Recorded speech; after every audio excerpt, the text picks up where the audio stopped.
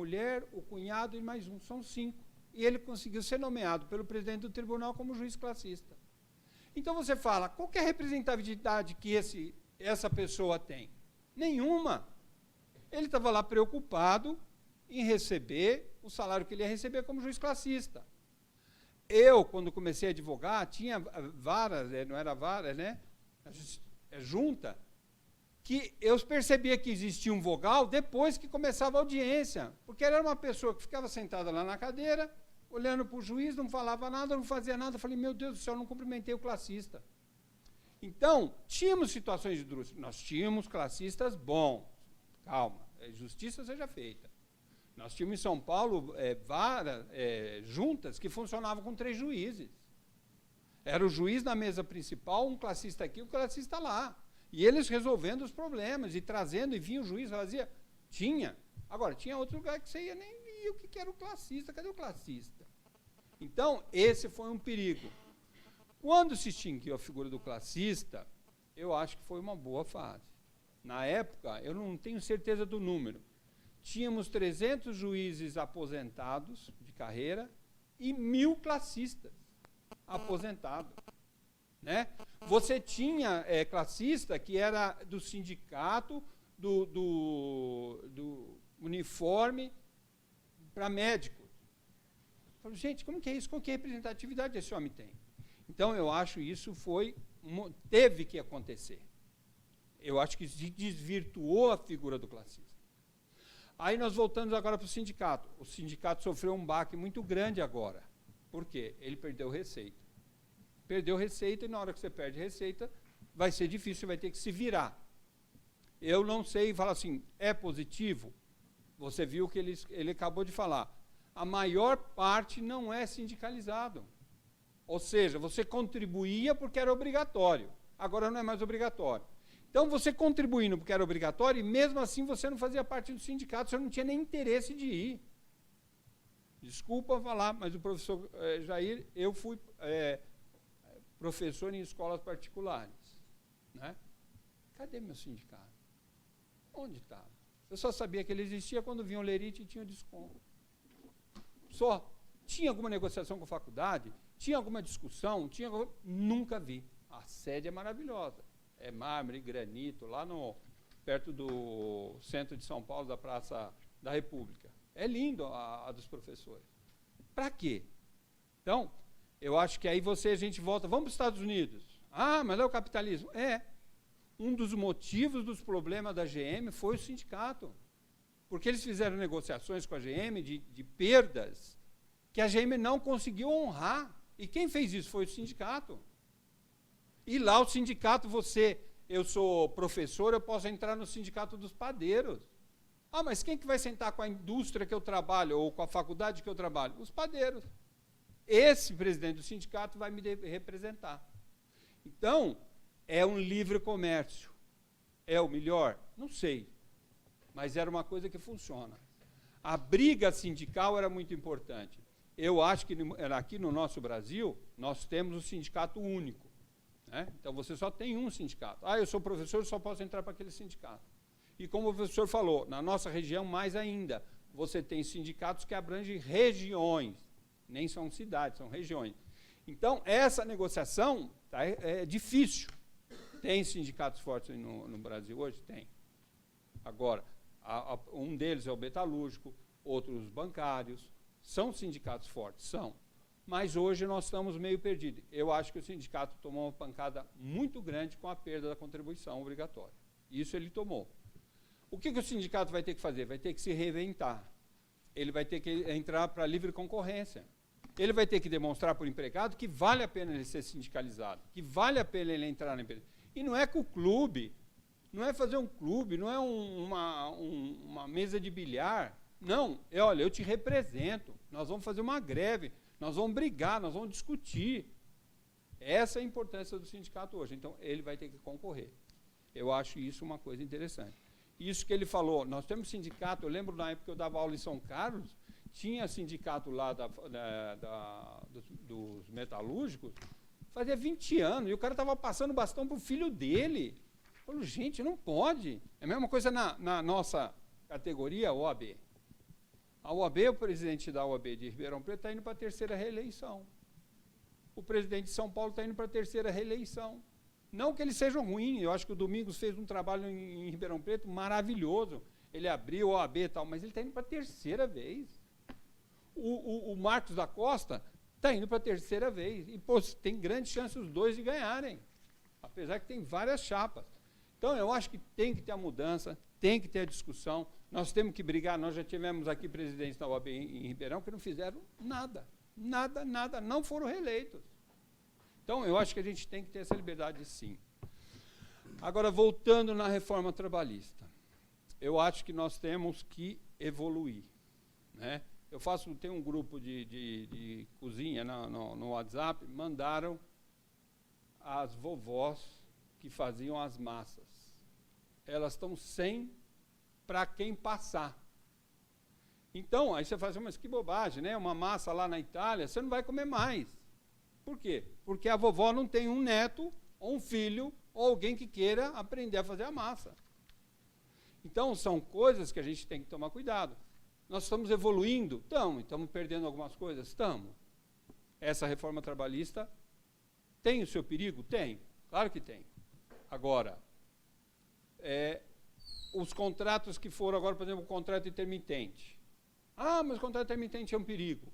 Tá bom. Será que alguma faculdade vai contratar um professor para dar aula 4 meses, depois vai mandar ele embora e no semestre que vem vai pensar em outro professor 4 meses, 4 meses, 4 meses? Eu acho que não. Agora, será que aquele comerciário que tem uma loja no shopping ou abriu a loja, o negócio está pegando fogo, ele não pode contratar alguém por 4 meses para ver o que vai acontecer com a loja dele, para ver qual problema ele pode ter para frente, e aí ele recontrata essa pessoa? Então, nós temos que tomar cuidado, não são todos iguais. Nós não podemos pôr um título só para tudo. Temos que tomar cuidado, sim.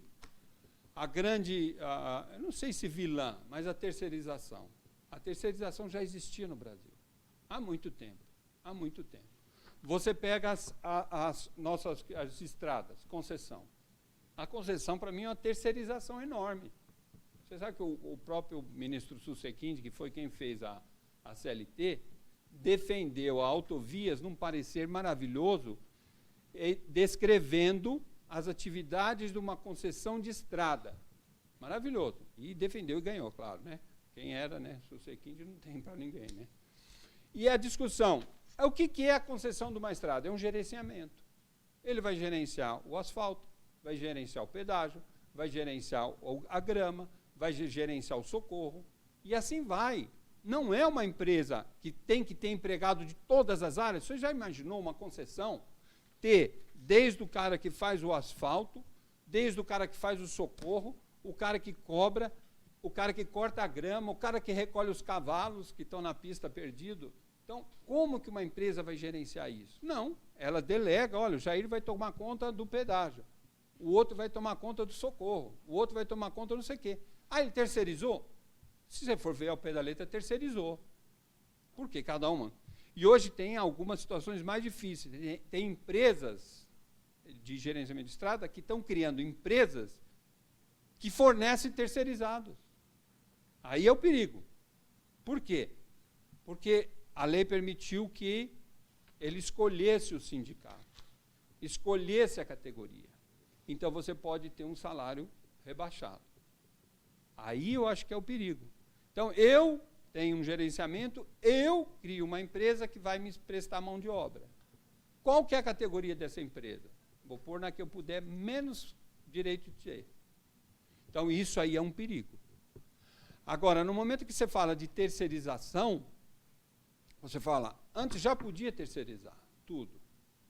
Né? Tudo não podia. A atividade fim não podia. Tá certo.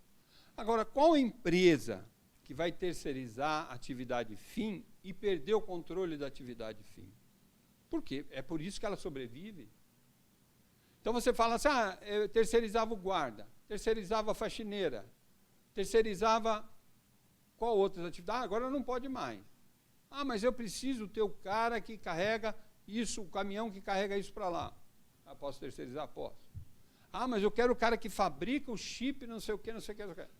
Será que eu posso terceirizar? Posso. Mas será que eu vou ter vantagem com isso?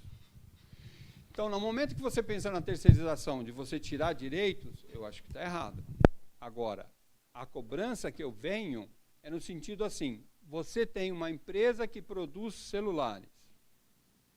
Qual que é a atividade preponderante? É produzir o celular. Essa é a categoria do terceirizado. Não é a categoria do aquele terceirizado que foi contratado pela empresa lá não sei aonde. Não, ele está prestando serviço aqui dentro? Tá, então ele é dessa categoria. Eu acho que a briga maior seria aí. E não a briga da fraude que a gente já tinha antes. Eu dei aula em São Carlos, tinha uma moça que tinha uma empresa de terceirização. Eles terceirizavam tudo. Tudo. Tinha aquelas fábricas de poste em São Carlos, tudo era terceirizado, desde a colheita do poste, a separação da madeira, tudo. A atividade fim da empresa qualquer, fazer poste, era tudo terceirizado. Aquele eucalipto tratado, era tudo terceirizado. Já existia isso. Então, para mim, a fiscalização está aí. Fala assim, olha, você não vende poste, então a tua categoria é esta. O teu empregado terceirizado vai ter que ser dessa categoria. A lei põe aqui poderá oferecer isso, poderá oferecer aquilo ao empregado terceirizado. Eu não acho. Eu acho que o empregado terceirizado tem o mesmo direito que o outro. É a mesma coisa que você falar assim, eu tenho uma faxineira em casa e tenho a minha empregada. A minha faxineira não almoça a minha comida, e minha empregada almoça. Como que é isso? Porque você terceirizou a faxina. Não. Aí não. Nós temos que essa briga. Agora, eu vou proibir de você contratar uma faxineira. Por quê? Porque você está terceirizando o serviço doméstico. Não pode. Então, eu acho que nós temos que prestar atenção nisso. É de você ter os mesmos direitos e não a perda desses direitos. Né? Então, você fala assim, eu sou a favor da terceirização. Na grande parte sou, porque ela já existia. Né?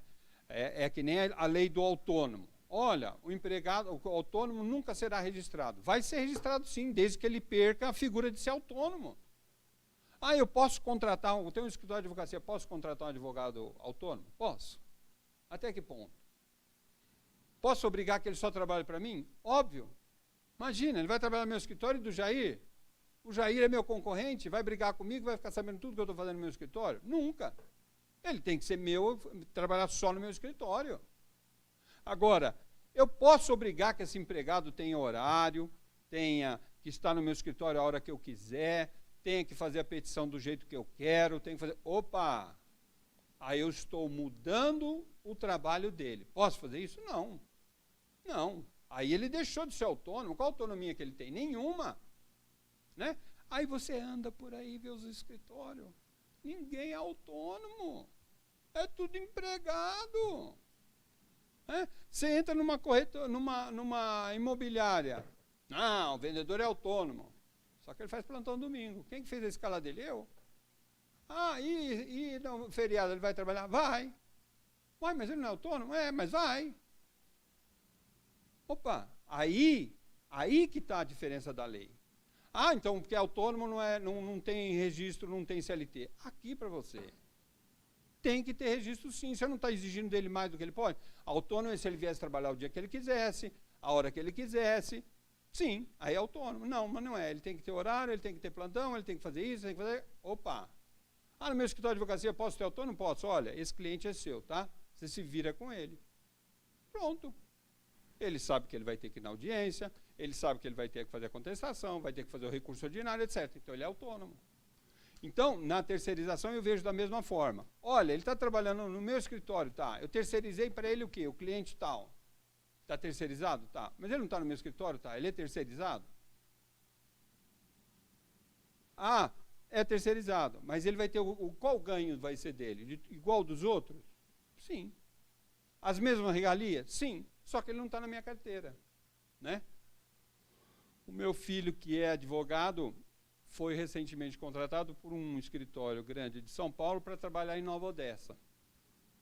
Então, ele tem que ser advogado trabalhista, é óbvio, né? Não tinha opção. Primeiro, ser advogado, a segunda, ser trabalhista. Não podia ter outra área. Então, esse escritório, ele foi contratado por um escritório em São Paulo para prestar serviço dentro dessa empresa, uma indústria grande de Nova Odessa. E ele está lá, já tem 2 anos de formado, e começou nesse emprego agora, estava em outros lugares e foi agora para esse emprego. Aí você fala, ele é empregado de quem?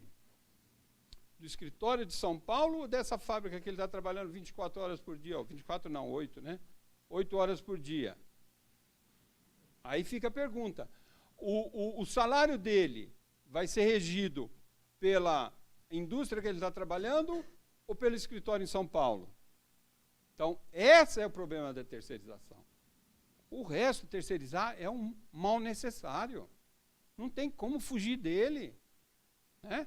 Pode ser que um dia essa indústria chegue para ele e fale, ó, Pedro, vem trabalhar com a gente, você vai ser agora nosso empregado. Pode. Né? Aí ele até falou assim, pai, eu tenho direito a comer na fábrica. Mas é uma comidinha difícil, viu, pai? Então, são essas coisas que você fala assim, bom, então você está melhor que eles, né? Porque você tem um ticket de restaurante, você pode comer fora.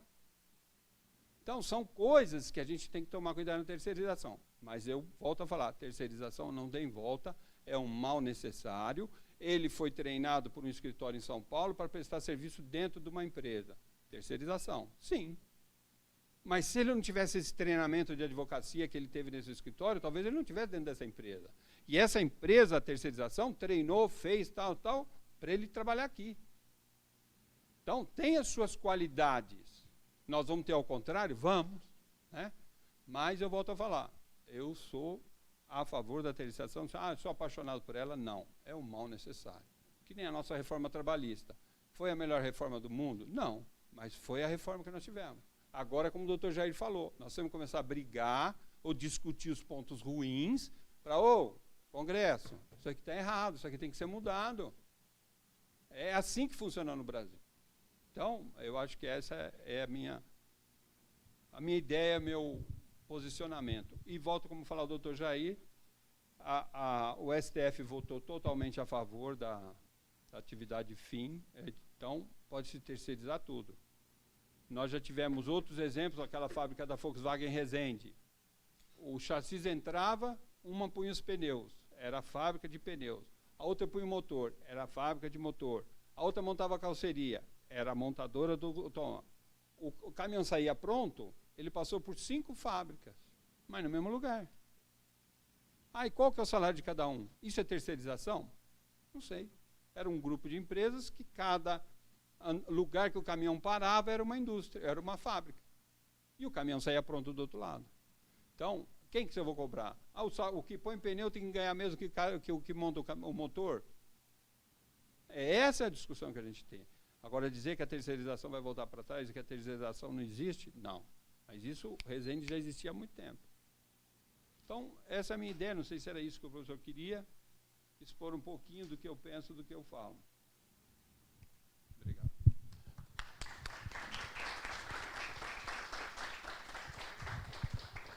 Perfeito, agradeço. Acho que nós temos que realmente ouvir todos, né? E eu trouxe aqui o Eduardo, essa visão, eu queria trazê-lo antes, falei para os alunos, porque a visão do Eduardo é importante para nós também ouvirmos e participarmos, que é importante, acho que traz luz aos nossos conhecimentos. Então, muito obrigado.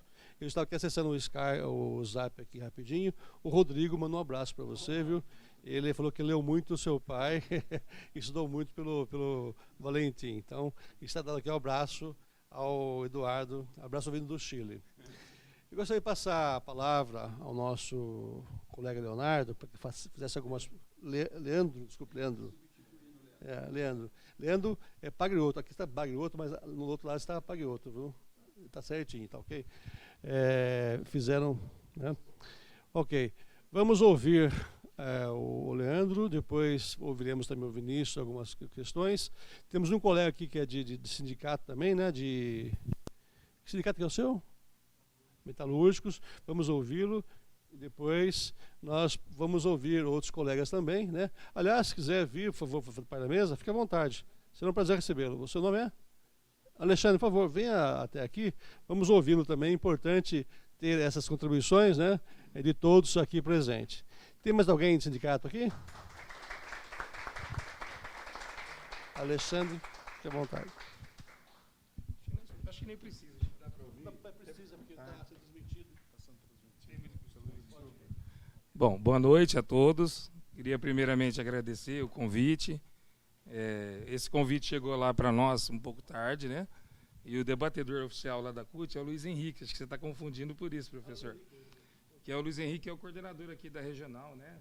O companheiro já conhece a gente lá do dia a dia. E eu vim apenas para acompanhar. E acabei, estamos aqui, né? Espero contribuir de alguma forma, né? Com alguns dados aí que a gente tem em relação ao trabalho com os sindicatos, né? Deixar a proposta para que tiver outros debates, né? A gente poderia realizar juntos, né? A central está disposta, as outras centrais também estão dispostas a estar contribuindo com vocês aqui nesse debate. Bom, em relação ao que eu peguei cheguei um pouquinho atrasado, não deu, gostaria de ter acesso a essa pesquisa, tá, professor? Nós já estivemos juntos já num debate da reforma trabalhista com o Crivelli, professor, o advogado Crivelli, estávamos juntos, né, com as centrais sindicais, o ano passado, né? E ele veio aqui também? Em Franca e Ribeirão Preto. E estivemos juntos organizando esse debate, né? Até os estudantes foram convidados. E estamos dando sequência, né? Agora vem a reforma da Previdência e vamos aí, cada dia uma luta diferente. Bom, em relação à reforma trabalhista, não precisa nem dizer, né? As centrais sindicais foram totalmente contra, né? Não avançou nada, posições bem contrárias às de alguns companheiros aqui, com todo respeito, mas terceirização, a gente só andou para trás. Em relação ao fim das contribuições sindicais, que são o imposto sindical, as taxas confederativas e assistenciais. Hoje ninguém recebe, né? 92% dos sindicatos não tem receita a mais. E, como eu vi algumas pessoas aqui, vamos ter que trabalhar mesmo, dobrado. Quem não trabalhar vai fechar. Aliás, já tem vários sindicatos que estão fechando as portas. Ou seja, os trabalhadores estão começando a ficar sem representação. Só um exemplo aqui que eu queria dar de Ribeirão Preto, o Sindicato do Comércio, da Regina, se alguém conhece ou tem contato, né? A Regina demitiu essa semana 43 funcionários do sindicato e está vendendo o prédio onde fica localizado o sindicato e está praticamente fechando o clube dos comerciários, o antigo clube, que eu não sei se vocês conhecem, mas está fechando porque não tem condições de tocar. Aqueles sindicatos, que são pouquíssimos, que conseguiram se manter, se organizar na forma de organização, sem depender das taxas, sem depender do imposto sindical, vou dar alguns exemplos aqui. Sindsaúde, por exemplo, funcionários da saúde do Estado só recebem mensalidades. É uma categoria grande, então dá para se manter, sem essas taxas compulsórias. Sinergia, que é o Sindicato das Energéticas do Estado de São Paulo, também não recebe imposto sindical faz um bom tempo. Na organização desse sindicato, dessa entidade sindical, eles optaram por entrar com uma ação na justiça, porque é um imposto federal, né? É obrigatório. Então, eles devolviam a parte deles, a parte que cabia ao sindicato, ou seja, 60% do imposto sindical era devolvido à categoria. E isso é feito há 10 anos. Ou seja, o sindicato nunca, há 10 anos não usava esse dinheiro, então, com a reforma eles não sentiram tanto, não recebiam, né, esse valor, então não fez tanta falta assim, né? E tem o sindicato bancário, no qual eu também faço assessoria, né, ao Silvio Gonçalves, o presidente. Este ano, no acordo coletivo dos bancários, foi fechado por 2 anos. Ele está a parte da nova reforma trabalhista, ele não entrou, foi fechado um acordo coletivo por 2 anos, teve aumento de 5%, mais 2% do ano que vem, ou seja, 7%. E foi estipulada uma taxa negocial para os trabalhadores, que foi aprovado em assembleia. A diretoria, uma parte da diretoria, né, dos sindicatos bancários, através da assembleia, fez a devolução dessa taxa aos bancários. Ou seja, a parte que cabe ao sindicato, ou seja, 60%, foi devolvida aos bancários. Os trabalhadores eles aprovaram, decidiram que não queriam pagar essa taxa para o sindicato e o dinheiro foi devolvido. Então, é mais ou menos como que anda a situação dos sindicatos hoje. Após a reforma trabalhista, que nós estamos fechando, né? Várias entidades vão fechar, se continuar dessa forma, não sei do companheiro aqui de Porto Ferreira, metalúrgico, e tem que mudar, né, companheiro? Nós temos que mudar a atuação.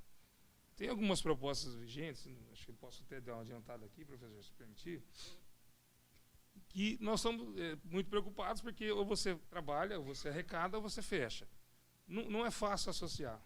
Porque o acordo, hoje, a forma do acordo coletivo, o direito é igual perante a todos. Se você fecha o acordo coletivo, vai vir 100% de aumento para uma categoria. Aquele que não é sócio, hoje ele tem o mesmo direito. Então ele vai ter o mesmo benefício daquele que é sócio.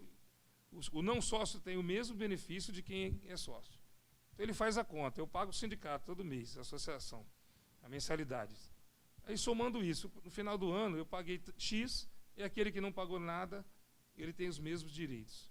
Então hoje, pela legislação, acho que o professor pode falar melhor que eu, os direitos são iguais. Nós estamos lutando contra isso, tentando mudar isso, de atender só no sindicato apenas quem é associado. Para que quem tem direito no acordo coletivo, seja só aqueles que são associados. Isso é uma luta nossa, né? E através de hoje, até hoje, o dinheiro caiu lá, né? Taxas, imposto sindical, e nós, independente dos trabalhadores quererem ou não, o dinheiro vinha cair para o sindicato. E agora mudou.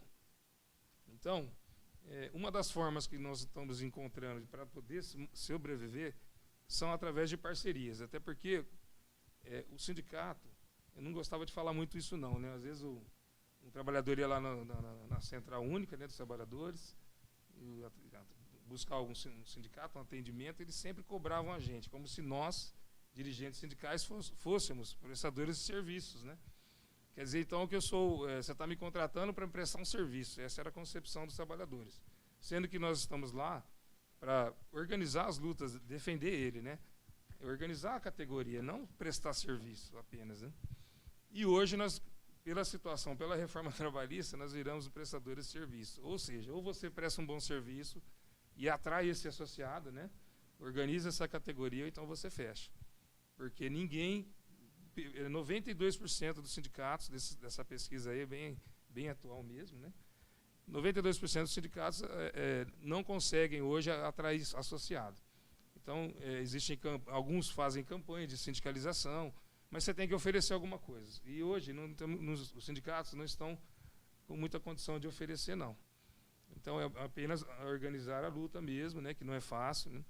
E só uma preocupação que eu gostaria de deixar aqui, que está vindo, até hoje teve a reforma trabalhista, né, que a gente espera muito mais agora nesse governo agora que entra, que já existe uma proposta aí do Bolsonaro, né, de estar trazendo uma nova carteira de trabalho, né? É uma carteira azul que é a nossa hoje, com direitos que estão sendo retirados de nós, né, trabalhadores, e que está trazendo uma nova carteira aí que vai retirar mais direitos nossos ainda. Que nós estamos se organizando para resistir a isso. E convido vocês a fazer parte, porque hoje, aqui é estudante, né? Hoje vocês estão estudando, amanhã vocês vão estar no mercado de trabalho, vocês vão sofrer o que a gente está sofrendo hoje. E agradecer, deixar aí aberto, a central está lá, Central Única dos Trabalhadores, está aberta a todo mundo, né? As outras centrais falam até em nome das outras centrais, que hoje, pela situação, hoje a gente vai morrer abraçado, né? Então, hoje a gente se une ou vai morrer abraçado. E agradecer mesmo a participação aqui. Se tiver outros, convidar vocês também. Estaremos recentemente fazendo um seminário, professor, sobre a reforma da Previdência. E aí convidar todos a estar participando também. Ok?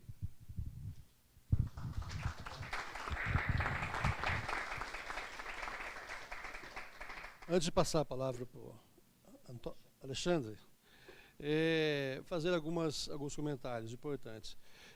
Eu sou da área trabalhista e, portanto, saí, né, na discussão da reforma desde o início da reforma. Eu estava no Chile em julho, quando aconteceu a publicação da lei, né, mas em novembro já estávamos aqui e começamos uma discussão muito efetiva e fizemos alguns encontros com sindicatos lá em Franca, né, com o apoio do Crivella Advogados, onde o Leandro estava junto com a gente, né? E estivemos também no sindicato da Regina, do comércio, que ele comentou agora aí, reunindo os sindicatos de Ribeirão Preto. Na época eu comentei, né? Nunca consegui, eu vi realmente, meus 30 anos, embora tenha 35 de idade, mas 30 anos de profissão, nunca eu vi realmente reunir numa mesa força sindical CUT e demais centrais sindicais naquele evento que nós tivemos aqui. Eu acho que precisamos fazer muito mais. Eu disse isso na época, mas infelizmente cada um tem as suas atividades, não conseguimos nos organizar. Eu acho que a dica do colega aqui, o Leandro, é importante para nós voltarmos a sentar mais, discutir mais sobre isso, mas não de forma acadêmica, intelectual, com grandes palestras, mas com pessoas que estão no dia a dia trabalhando e sentindo, né, na pele do lobo essa efetiva reação da reforma. Acho que isso é importante. Então, Alexandre, por exemplo, isso vai trazer para a gente uma enorme contribuição. Um ponto que ele colocou aqui, que era a preocupação minha, eu até falei com o Luciano, me incomodou muito, eu pedi para ele rever as planilhas, nesse quadro aqui, qual o número de empregados sindicalizados na categoria? Né? Vejam vocês que tem ali 36%, né, um número alto, né, em termos de categoria. Mas aí está um dado interessantíssimo que ele confirmou aqui.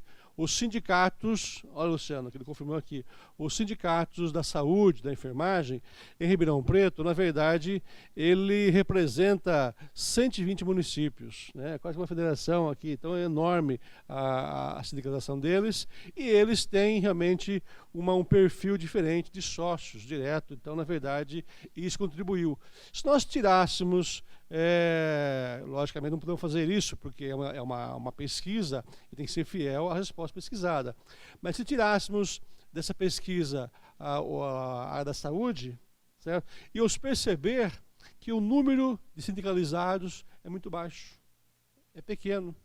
As pessoas não têm a formação para se sindicalizar-se, se associar ao sindicato, né? Essa politização sindical é uma questão importantíssima que eu acho que os sindicatos terão que trabalhar agora, futuramente, não, como eu falo, não pela questão financeira, de custos, mas para realmente ter uma conscientização, né, da parceria do trabalho da categoria. Isso é efetivo, né? Porque muitos são ausentes, muitos não sabem nem os direitos, nem sabem a norma coletiva, nunca leram a convenção coletiva. Isso é difícil, né? Eu trabalho com sindicatos, bastante, nunca fiz parte de sindicato, não sou sindicalista, mas é a minha função, eu tenho que estar presente lá e tal. E isso é complicado. Eu vejo colegas em sindicatos passando dificuldade, aí não tem como você falar com eles, tem medo da gente. Tem aquele que vem de rifa na rua, no foge, o sindicalista é uma coisa, o pessoal foge, às vezes a formação é essa. Então, é uma complicação, é um detalhe a ser considerado. Ou seja, a cultura sindical, nós não temos, né, essa cultura, e isso é complicado. Outra coisa, a reforma constitucional, né, constitucional atrás, manteve o princípio da unicidade sindical, mantendo um único sindicato no local. Manteve a contribuição sindical.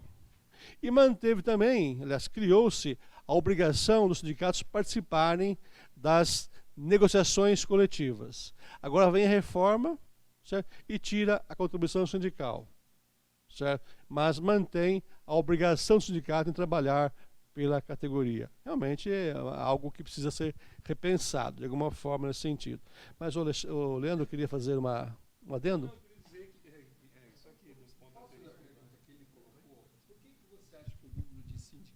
É pequeno, como o doutor Jair falou agora. Eu ia falar exatamente sobre isso. Não precisa do microfone, não.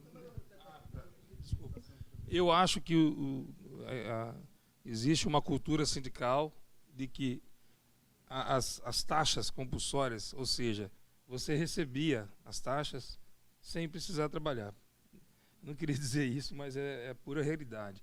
Olha, você recebe imposto sindical, você recebe, que é um dia de trabalho, mas a taxa confederativa e ainda a taxa assistencial, você recebe 3 taxas no ano. Para que você vai trabalhar? Para que eu quero sindicalizado? Então não tem sentido E outra, tem mais uma. Você falou também que a idade dos sindicalistas é um pouco alta.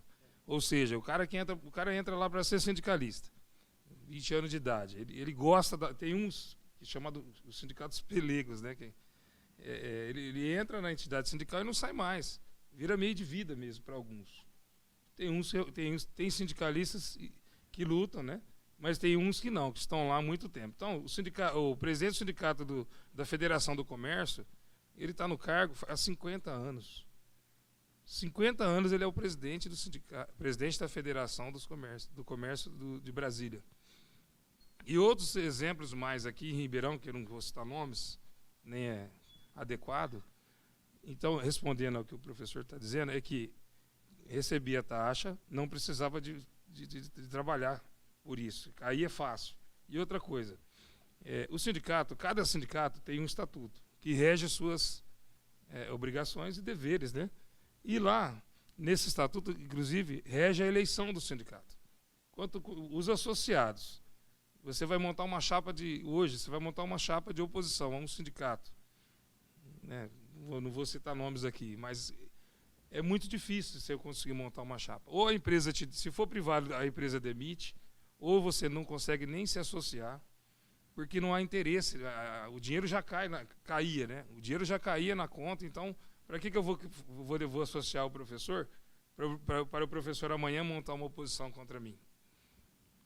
Quer dizer, questionar o meu mandato, por exemplo. Então, tudo isso pesa. E hoje, se a reforma foi ruim porque não tem o recurso, foi boa também, porque sem recurso, quem trabalhar mais, a chapa que trabalhar mais, a gente costuma dizer que nos sindicatos disputam-se chapas, né? A eleição é disputada por chapas. Quem trabalhar mais, quem der retorno para o trabalhador hoje decide mesmo, de fato, quem ele vai, se ele vai se associar e vai votar nessa chapa. Então, hoje, a democracia, ela acaba, de certa forma, a reforma foi bom para democratizar os sindicatos.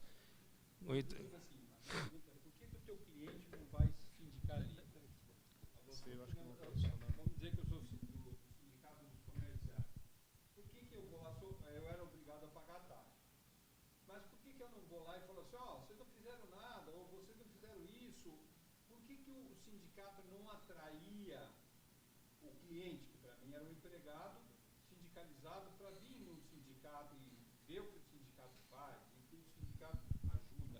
Essa que é a minha curiosidade. Olha, eu posso falar dos sindicatos que eu trabalho, não dá para falar no geral. Por várias formas. Uma delas é a questão que eu citei na minha fala anterior, que ele tem o mesmo direito do que é associado. Então, o acordo coletivo é para todos. Ele não é para mim só que sou associado, ele vale para toda a categoria. Então, veja bem, se eu não sou sócio, eu não pago o sindicato e recebo igual ao associado, para que eu vou me associar? E em outros casos, professor, questão olha, você não tá me representando, você não está me defendendo. Pô, estou aqui me ferrando, né? Estou passando dificuldade, não vejo um sindicalista ir lá e defender de fato, né? Não vejo organizar para uma greve, não vejo uma atuação que requer eu ser associado. Eu acho que todo trabalhador, acho que toda pessoa, todo mundo tem interesses, né? Então, talvez o trabalhador não se interesse pelo sindicato porque ele acha que aquele sindicato não represente da forma que ele gostaria. E ele também, nesse caso, é onde eu falei agora há pouco também, ele não se interessa também, olha, realmente esse sindicato não está me atendendo. Então, vou me filiar, vou conversar com os outros trabalhadores para se afiliar, para montar uma outra chapa de oposição, para tirar essa diretoria que não está me defendendo. Então, ele não se interessa nem em montar uma chapa, está tão bagunçado, está tão a cultura, né, que vem do sindicalismo, é muito ruim isso, essa baixa afiliação, né, essa baixa adesão, que agora vai ter que mudar. Então, eu acredito que agora, futuramente, os acordos coletivos vão ser um pouco mais rigorosos. Acredito que vai mudar alguma coisa em relação à extensão desse acordo coletivo. Se a pessoa não for sindicalizada, ela não vai ter direitos de receber igual, ou então vai ter diferença, né? E aí, assim, a gente consegue focar em associar esses trabalhadores. Acho que não volta mais a essas taxas, acho que ficou para trás. E nós vamos ter que se reinventar.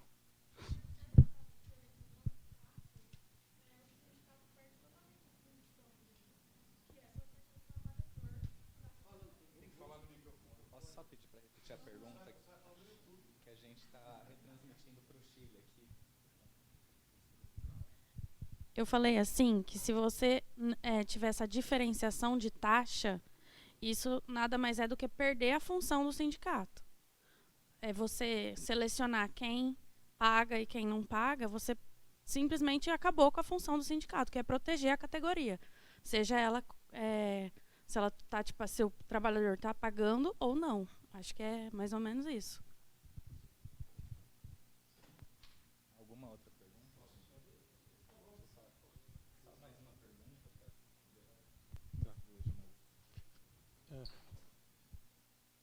Bom, eu queria fazer uma pergunta, né? Eu gostei bastante dos dados que você colocou, professor. E eu não sei se cabe no seu espectro, no escopo do que você está trabalhando, mas eu acho que talvez seja a pergunta do milhão nesse campo, né? Que é o seguinte: o sindicato ele tem poder enquanto ele faz greve, não? Ou seja, enquanto mecanismo que se movimenta. Você pega, por exemplo, a POSP, que é o maior sindicato dos professores da América Latina e um dos maiores também, né? Ele é tão grande porque ele de cada 3, 4 anos faz muita greve. E o fato é que a movimentação dele faz com que ele tenha 120 mil associados, né? E isso não saiu do nada. Por que eu estou falando isso, né? Porque eu não sei se você chegou a fazer essa pergunta, nem que de forma informal, né? Mas da base sindical que você pesquisou, quem é contra e quem é a favor da liberdade do Lula? Que essa talvez seja a questão fundamental, já que vai ser muito difícil pensar em fazer greve depois que isso aconteceu, ou seja, depois que a principal figura do movimento operário está presa, né? Então, gostaria que você fizesse. Então é isso.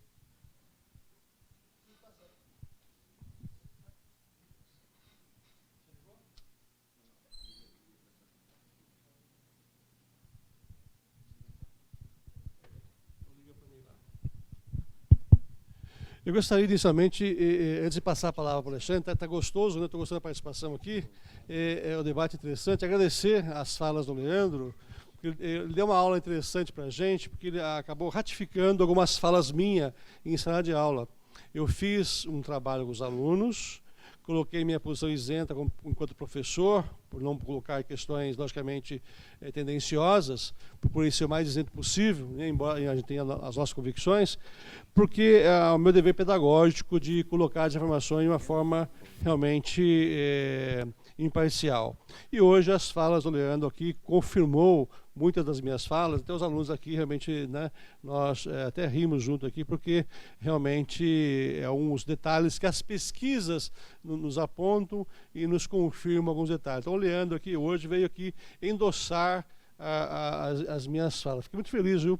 Espero que isso realmente possa ser feitas novos encontros como esse e enriquecer, né, um professor aqui que me ajudou bastante. Logicamente, assim como o professor Eduardo, que já me acompanha há muitos anos. Com relação à pesquisa, eu expliquei inicialmente que a nossa questão aqui é acadêmica e, logicamente, não tem viés político, viés... É a reforma, as questões da reforma. Então, questões políticas nós não colocamos mesmo, tá? Por questões ideológicas. Se você pertence a essa ou aquela facção partidária, nós não entramos no debate. Nem poderíamos colocar aqui, não ficaria bem para nós, enquanto instituição, colocar uma pesquisa como essa, né? Embora até entenda a importância disso, mas para nós interessa o impacto da reforma em si e o futuro da situação social entre empregado e empregador. Se quem é atual presidente é esse, X, o Y, Z, o que aconteceu para nós, procuramos deixar com isenção, né?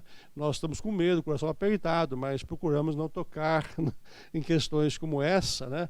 Porque eu acho que aí fere as questões acadêmicas. Nós precisamos manter, né, o espírito pedagógico sempre em pauta. Então foi por isso que nós não abordamos questões como essa, né? Embora entenda a relevância, mas academicamente nós nos pautamos por questões técnicas, jurídicas e pedagógicas. Tá certo? Então, obrigado pelas falas, Leandro, a todos aqui. Desculpe, depois eu passo para você. Tá? Depois eu... Não mexe, é só em cima. Pronto. Bom, Não, é só responder. Você disse que o sindicato perde a função quando você passa a representar o associado, né? Selecionar. Mas aí eu te devolvo uma pergunta. Como que o sindicato vai sobreviver? Como que o sindicato vai se manter, vai abrir? Porque você tem uma sede, você tem um trabalho sindical para fazer, você tem que ter um advogado para representá-lo. Como que você paga tudo isso? A única forma que nós encontramos hoje é associar os trabalhadores. Com os associados conscientes, né? Olha, eu pago o sindicato consciente porque ele me representa. Então, hoje, mais ou menos por aí. Hoje em dia, pela situação que a gente está vendo, por exemplo, vou dar um exemplo bem rapidinho. Você pega um sindicato pequeno, um sindicato de radiologia. Você pega um sindicato de radiologia, por exemplo. Esse sindicato ele é um sindicato pequeno, né? Ele tem representatividade só na cidade aqui de Ribeirão, por exemplo. Esse sindicato ele não tem tanta força assim para negociar. Ele perde a força de negociação. Se você unifica, aí é um pouco da unicidade que o professor estava dizendo, né? A unicidade sindical não permite, ou seja, é um sindicato por categoria ou por cidade. Então você pode ter um sindicato de servidores de Ribeirão, um sindicato de servidores de Sertãozinho, um sindicato de servidores de Franca. A lei da unicidade hoje é isso. Então, na concepção, na proposta da CUT, da Central Única dos Trabalhadores, eu só queria falar isso que eu acho importante, né? Nós defendemos a unificação dos sindicatos. Por exemplo, hoje na Alemanha só tem 3 sindicatos, e são sindicatos nacionais. É mais ou menos da forma que os bancários que eu trabalho, hoje se negocia. Os acordos dos bancários são nacionais. Então, o mesmo aumento aqui no estado de São Paulo é o mesmo no Ceará, no Rio de Janeiro, em Minas Gerais. E nós estamos longe dessa organização ainda. Então, hoje, cada um está dando tiro para um lado, por exemplo, os professores. Existe muita diferença do professor que trabalha aqui em São Paulo com o do Rio de Janeiro, por exemplo. Tem uma diferença salarial muito grande. E uma luta da CUT, né, é unificar isso, é unificar para cima, né, esse salário. Então, me permite não concordar contigo, porque se nós não cobrarmos pelo menos que o trabalhador seja associado, e hoje,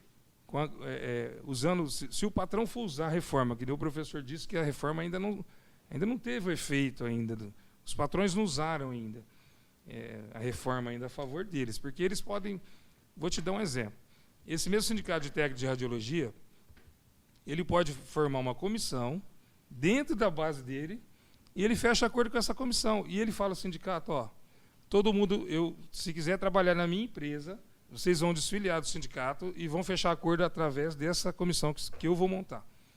Os trabalhadores vão ficar na mão dos patrões. E a reforma trabalhista permite isso. Então, ou a gente, posso falar representando aqui a central, né? Ou a gente associa todo mundo e organiza essa luta para combater e tentar mudar isso, ou então nós vamos virar escravos, porque só está faltando isso. Esses empregos que você está falando aí, a gente acredita que não vai precisar mesmo do sindicato, ele vai perder a função mesmo. Sabe por quê? Não vai ter empregado mais. Nós vamos caminhar para a informalidade. Quem é que vai querer pagar as verbas, por exemplo, vai contratar por carteira assinada? Se eu tenho outra forma aqui de contratar para fazer a mesma função, terceirizando, igual o professor estava dizendo. Então, não vai ter sindicato, não vai ter função mesmo, não vai ter trabalhador. Para quê? Para que eu vou ter um sindicato se não tem trabalhador para mim associar, para mim poder organizar? Então, a proposta da Central é baseada nisso mesmo, de tentar organizar os trabalhadores com as lutas que a gente tem, que é defender mesmo, né? Conscientizar, que hoje é difícil, tudo vai dinheiro, né? Você vai fazer uma palestra aqui, não é fácil, né? A gente reuniu aquele dia as centrais sindicais, veio um advogado especialista, né, na reforma trabalhista, veio do Rio de Janeiro. Aí ele falou, olha, eu vou, o maior prazer participar com vocês, mas vocês têm que pagar a passagem para nós aqui, para estar em Ribeirão, o hotel, né, que é o mínimo. Quem vai pagar isso? São as centrais, são os sindicatos. Como? O único meio que tem hoje, que eu saiba, né, é através da associação desses trabalhadores. Por favor, com a palavra. Em primeiro lugar, agradeço aqui os professores, né? Os alunos, nós que estamos todos aqui. É uma grande honra estar participando hoje aqui, juntos aqui, e ampliando o nosso conhecimento. Me surpreendeu muito o trabalho que foi feito, professor, por uma questão muito simples. Tá? Eu, particularmente, trabalho no Sindicato dos Metalúrgicos, tá? Vai fazer 20 anos, tá? E a mesma diretoria. Tá? Você vai falar, mas ninguém quer, não tem concorrência? Acabou de ter uma eleição agora no meu sindicato, que eu trabalho. Não tem concorrência. Tá?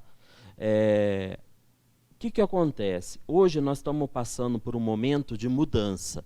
É uma mudança em todos os setores. E essa mudança ela veio refletir também, impactar, né, na parte sindical.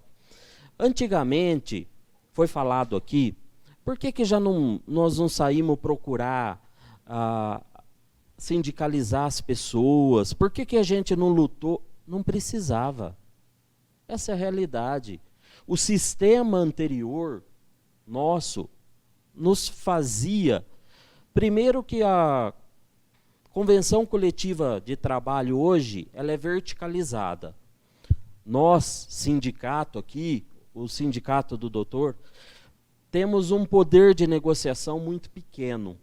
A convenção coletiva de trabalho, ela praticamente fecha o direito de todos os trabalhadores. E ela é feita a nível de federação.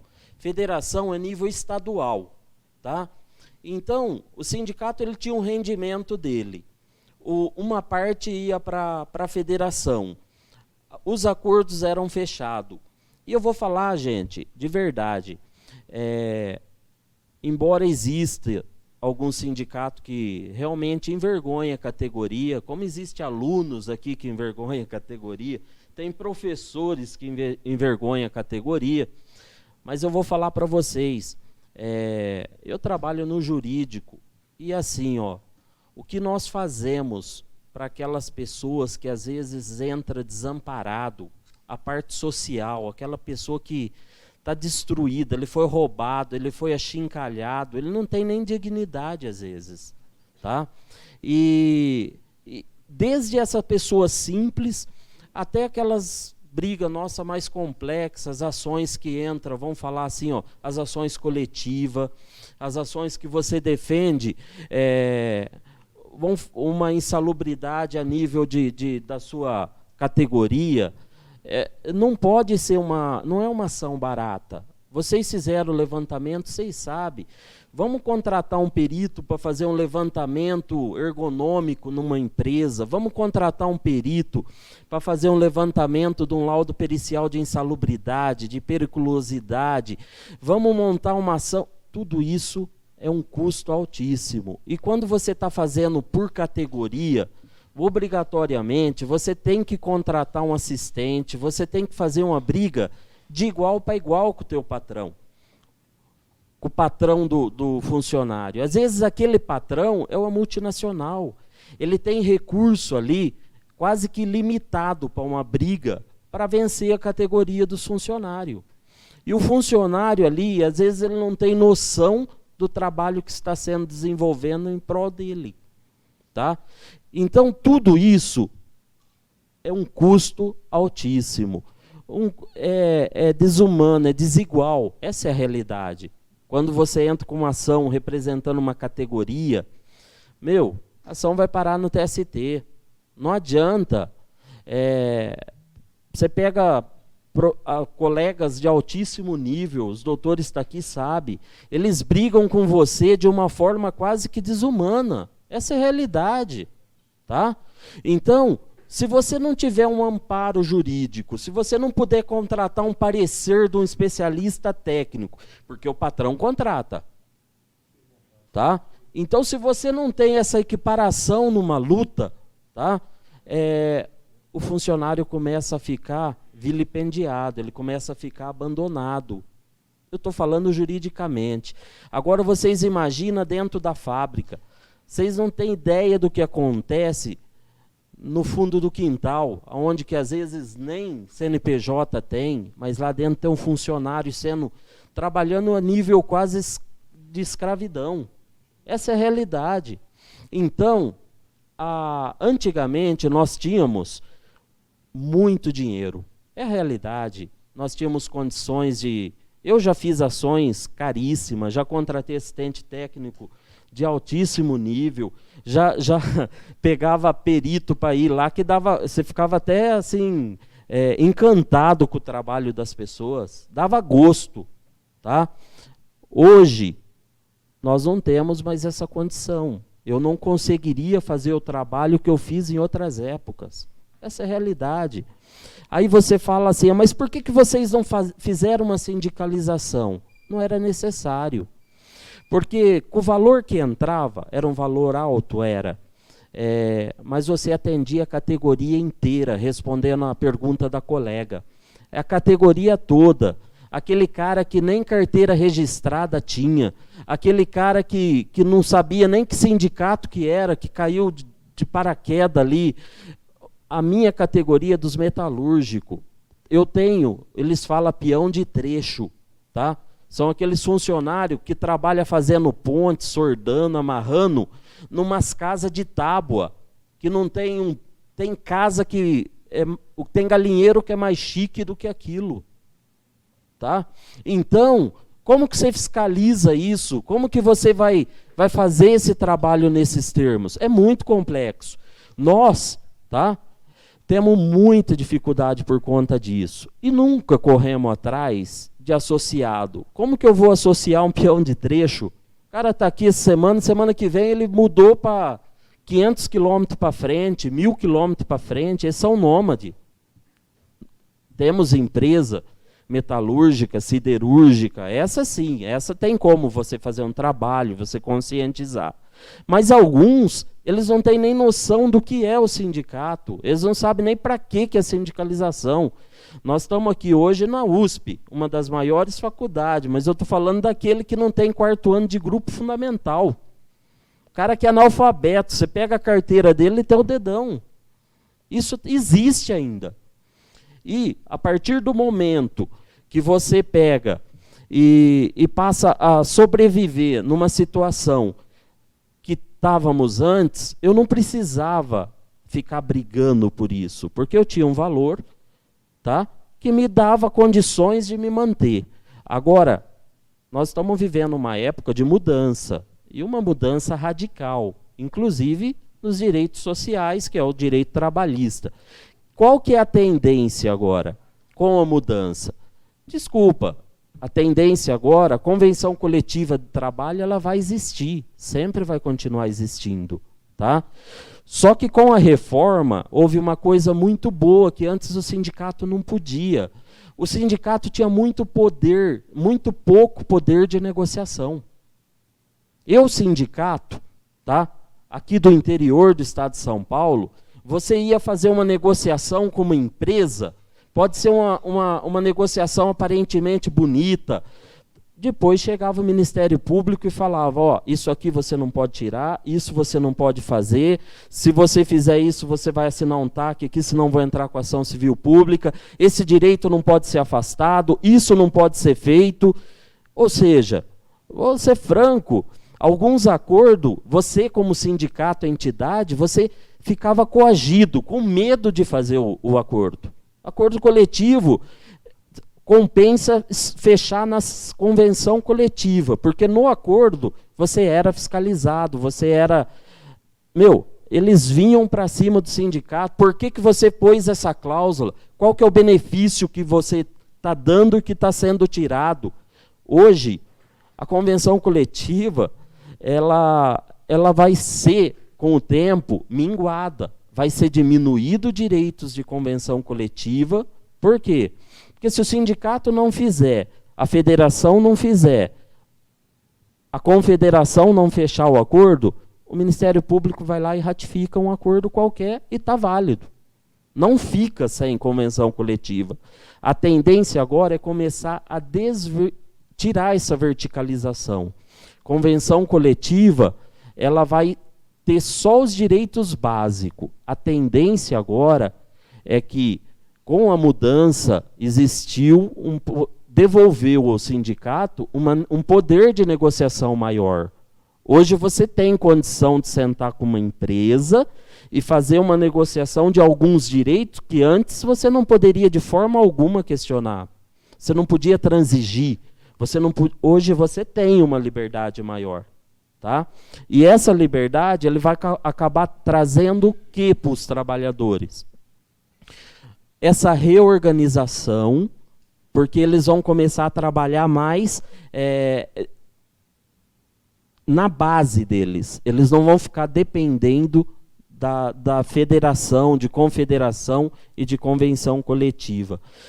Outra coisa que eu vou falar aqui, doutor, o senhor até me perdoa, é que os sindicatos, eles perderam um pouco a função social, eles partiram para a política. Tá? A partir do momento que ele deixou de brigar pela categoria e foi lá abrir partido político, apoiar fulano, ciclano e bertano, ele trouxe uma resposta política para o trabalhador. Vamos ser franco, eu sou aluno, fui aluno do Dr. Guilherme Mendes de tributário aqui na pós-graduação. Saiu 2 consultas tributárias, tá, de gestor de sindicato, esse ano, 2018, agora. Tá? Uma delas, a Receita Federal está falando que, segundo a CLT tem o termo gratificação. Tá?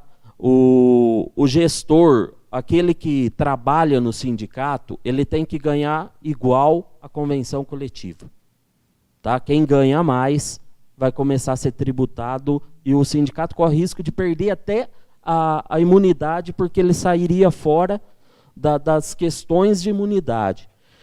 Isso daí, para mim, é uma ingerência que fere o artigo 8. Por que está tendo isso? É uma resposta política. Essa é a realidade. Outra coisa que, no meu entender, é um absurdo, tá?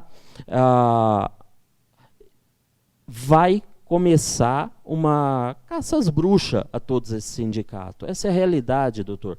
Porque a partir do momento que eles estão brigando para tentar levantar quem dos diretores sindicais que recebia remuneração acima do valor da convenção para poder suspender a imunidade, ele quebrou todos os sindicatos a nível de Brasil hoje. A Receita Federal já está fazendo isso.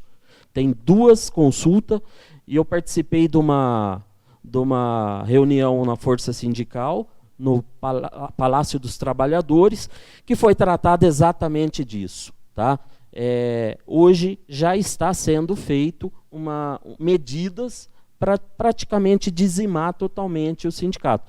Porque do valor que você recebe hoje, se você tributar ele, aí acabou. Tá? E não tem como o sindicato sobreviver, por uma razão muito simples. Eu vou dar um exemplo aqui. Você pega o SUS, tira a receita do SUS, tá? E manda ele continuar atendendo toda a população. Quem quiser contribuir com alguma coisa para o SUS, fique à vontade. Vocês vão lá e pagam uma taxinha. Você gera a taxa no site e paga. Qual que vocês acham que vai ser a remuneração do SUS hoje, num sistema como esse? Foi o que fizeram com o sindicato, com a entidade sindical. Muito bem colocado a questão das eleições, realmente é isso que acontece. O trabalhador está dentro de uma fábrica, ele vai se candidatar para concorrer em 5, 10 cidades que ele nunca viu. Não tem como, doutor. O sistema realmente precisa ser remodelado, precisa ser mudado, não com a força radical que está sendo implantada agora.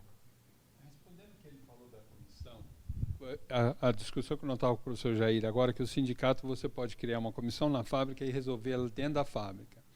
Você acha isso? Ele lá é contra. Eu volto a falar, não tira a força do sindicato, mas naquela fábrica você pode. O sindicato ainda continua como substituto processual. Agora, dentro daquele ambiente, você pode negociar com aquela comissão. Como é que você vê essa situação? Nessa situação, eu vejo da seguinte forma, hoje, tá? Com 13 milhões de desempregados. Uma crise que nós estamos vivendo hoje. O patrão separar meia dúzia de empregado e pôr ele para negociar com o próprio patrão, desculpa, doutor, ele não tem poder nenhum. Ele vai ter que falar onde que eu assino para mim não perder o meu trabalho. Tá? Hoje, se você convida um trabalhador, ele fala assim, ó, se eu aceitar, eu vou ser mandado embora. Tá desse jeito, o cara morre de medo de perder emprego. Mas aí o sindicato tem mais força que essa comissão? Da tua região? No nosso sindicato, tá? Por ser metalúrgico, tá? Não existe aquilo que o doutor disse. Ele disse assim, ó, tem alguns casos que o sindicato ele aparece só no lerite. O nosso não. O nosso está na porta da fábrica. O número de ação do nosso sindicato é elevadíssimo. A gente briga pelos funcionários com unha e dente. Tá?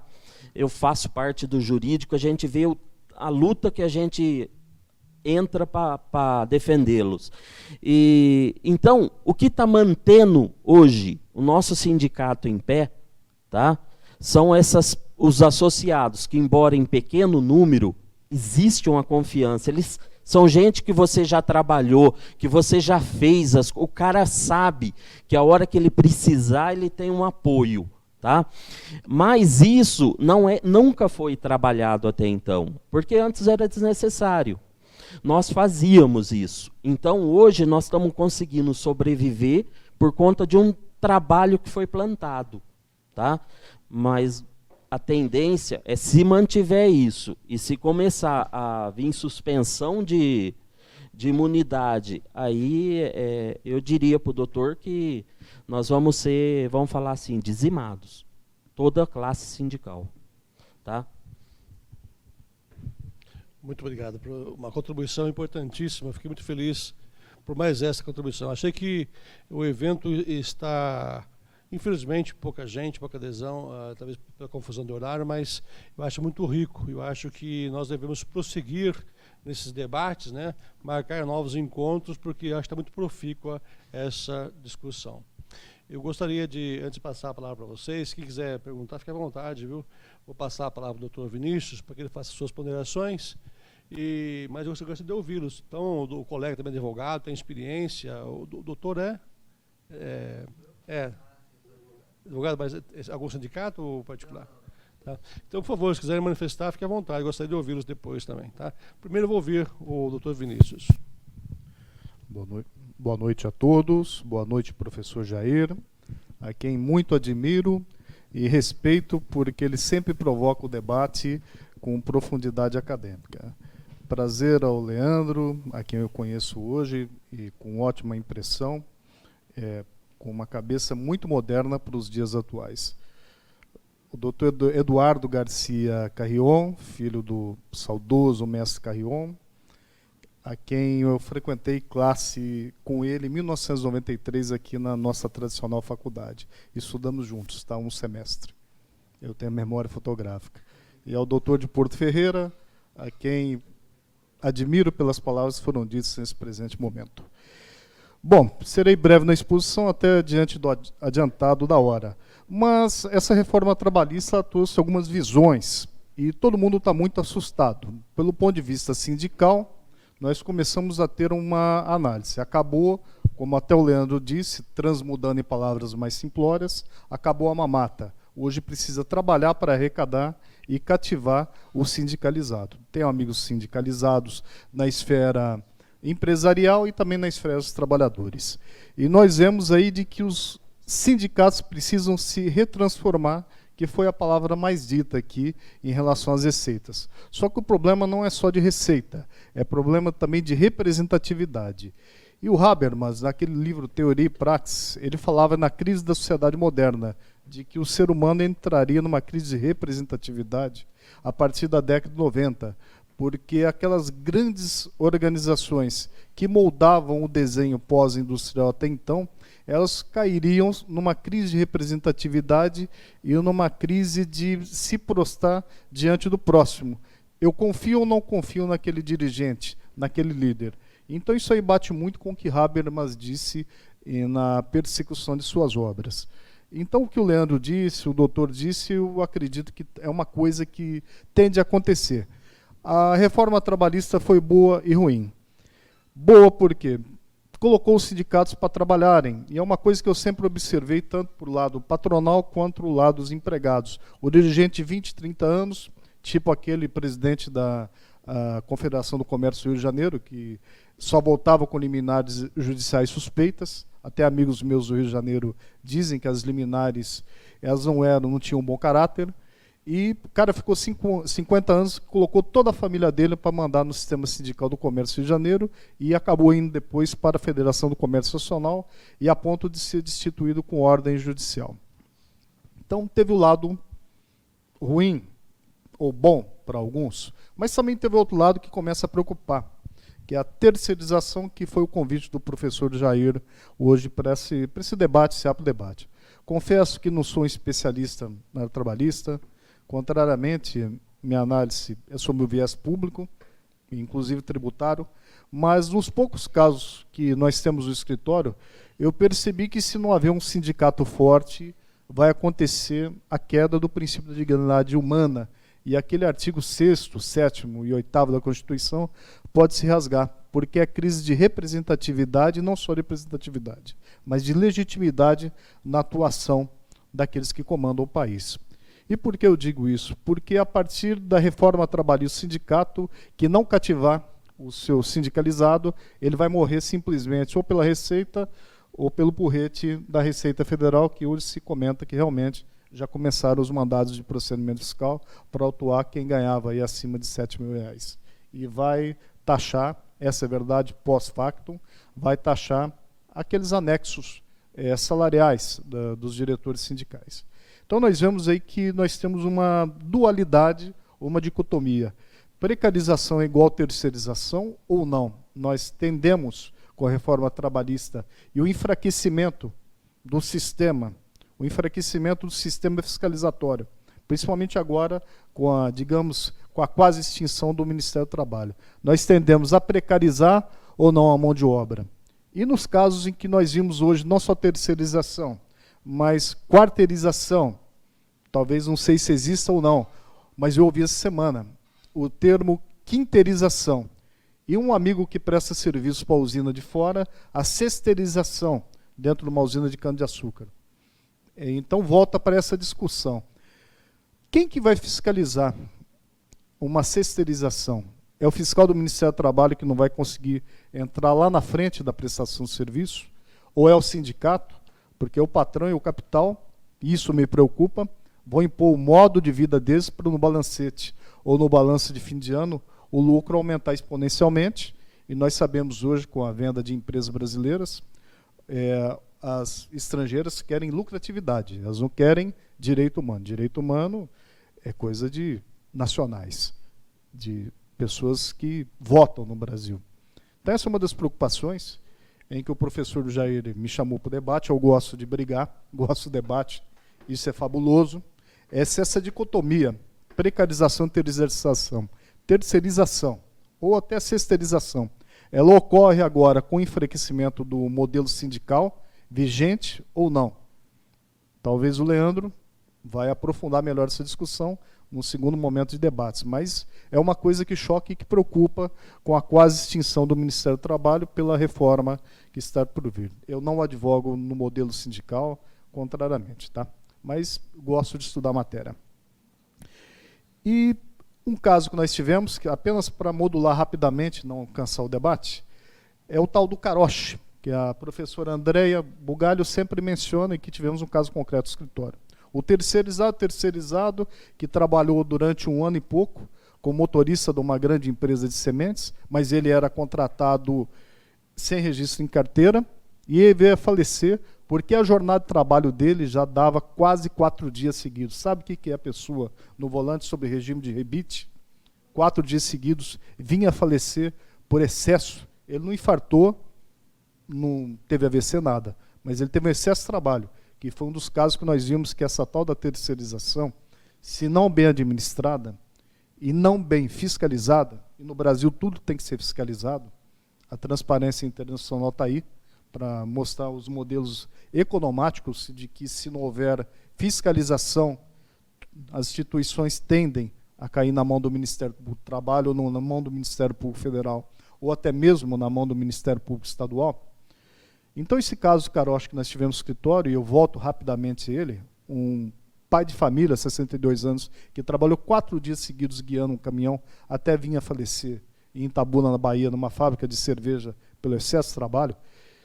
Será, Leandro, que não temos que abreviar um pouco essa... não deixar para discutir somente o segundo semestre do ano que vem, esse um ano de reforma, mas começar a discutir essa terceirização e o caráter lícito ou ilícito dela, porque até lá muito acidente de trabalho vai acontecer por falta de fiscalização, porque não vai ter um modelo.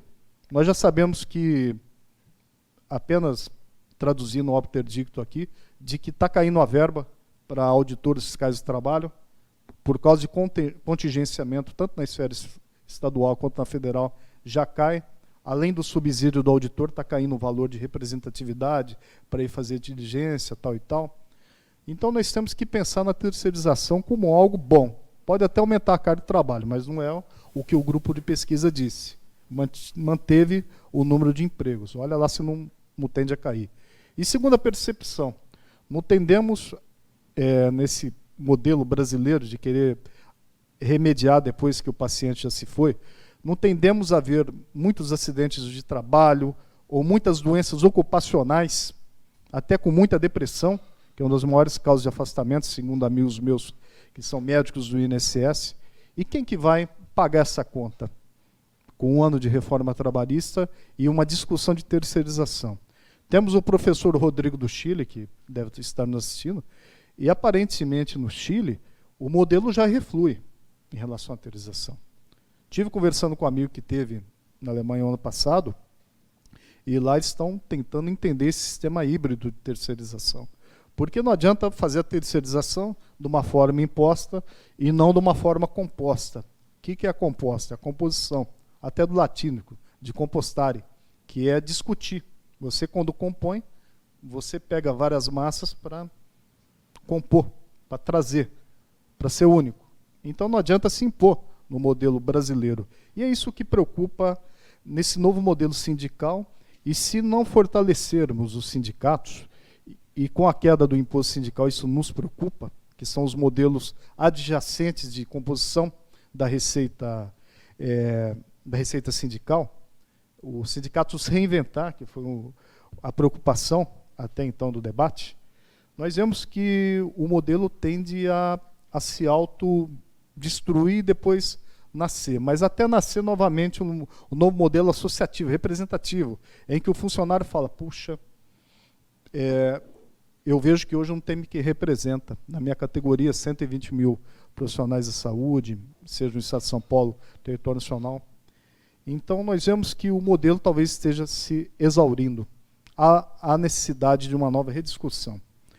Eu tive uma experiência como procurador municipal e lá na frente eu senti o seguinte, que no fim das contas a conta ia para a viúva, que as empresas que prestavam serviço à prefeitura que eu fui procurador, todas saíam, levavam lucro, lanche em Rifaina, casa até em outros estados e, no fim das contas, pela súmula 331, é a prefeitura que eu fui procurador, é que pagava a conta. E foi conta milionária nos anos 2000, né? Não chegou a 2010. Então nós temos que ver também a terceirização e a fiscalização. Como que vai se exigir o adimplemento das obrigações, que é o que Pleniel e Ribeiro fala, a chamada ligação, a liaison. Quem que paga a conta? Quem que vai fiscalizar para a conta não ir para a viúva ou ir para a conta do trabalhador? Porque o empresário é rápido, ele movimenta a máquina e o dinheiro rapidamente desaparece. Então, já terminando, eu exorto a todos a estudarem essa crise da terceirização, a crise do teletrabalho e da uberização, que já chegou inclusive na advocacia. Tá?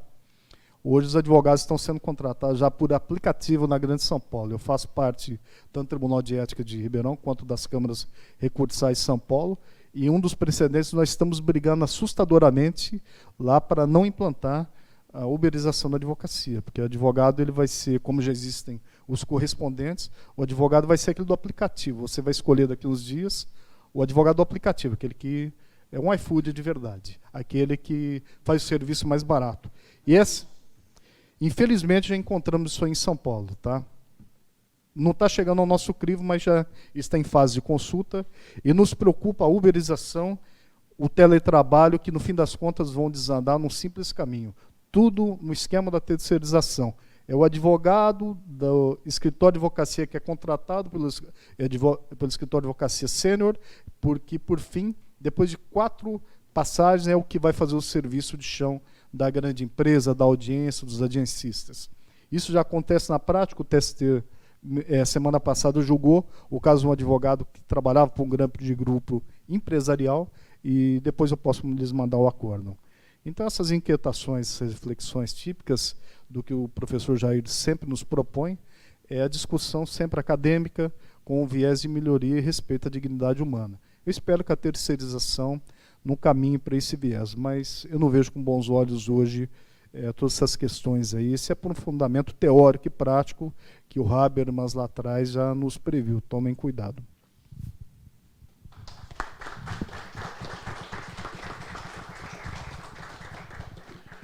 Pessoal, riquíssimas as falas de todos. Eu achei que realmente o evento está muito forte, muito substancioso, e me convence a repetir este evento, né, com maior fôlego em outro momento, porque eu acho que talvez final do semestre difícil, mas eu acho que essa conversa deve prosseguir. Então, isso, fico muito feliz, né, agradeço a todos, as falas de todos aqui.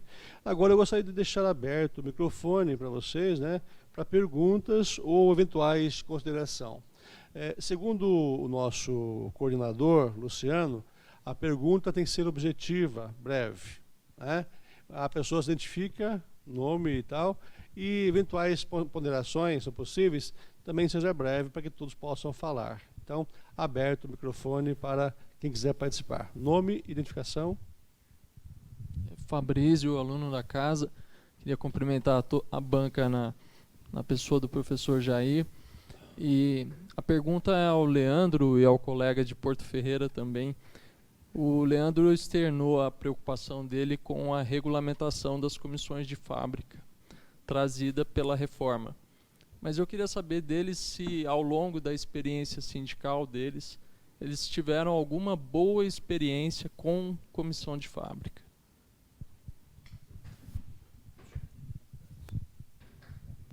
Olha, a nossa organização, posso falar pela central que eu faço parte, que é a CUT, ela é totalmente baseada em sua organização pela comissão de fábrica.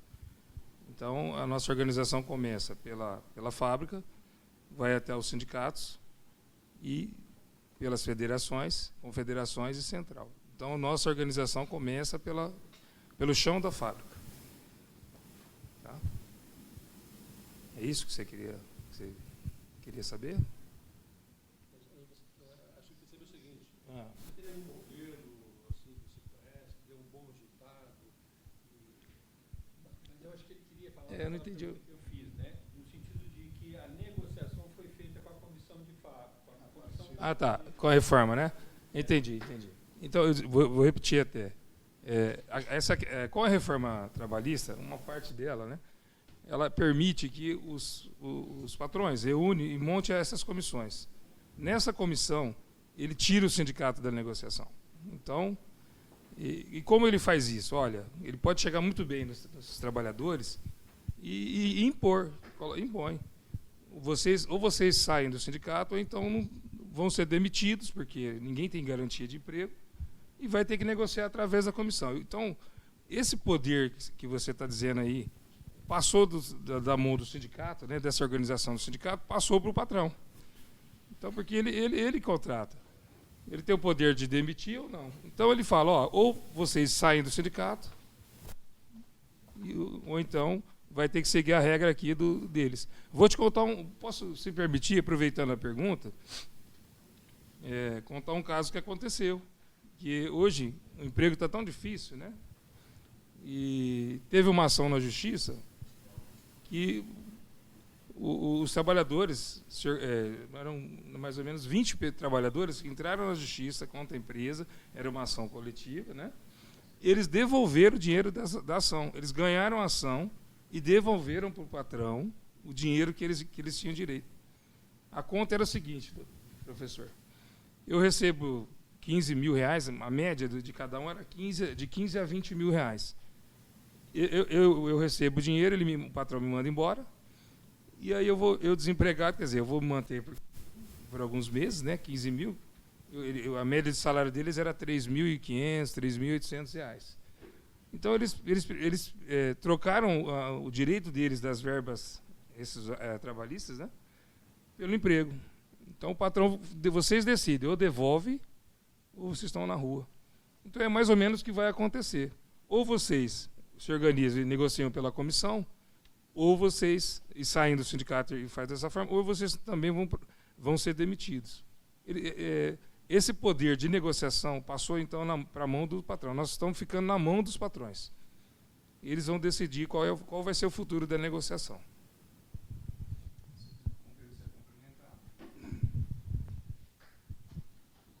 A primeira colocação sua é a seguinte: como vai ser feita essa comissão? Vai ser uma eleição?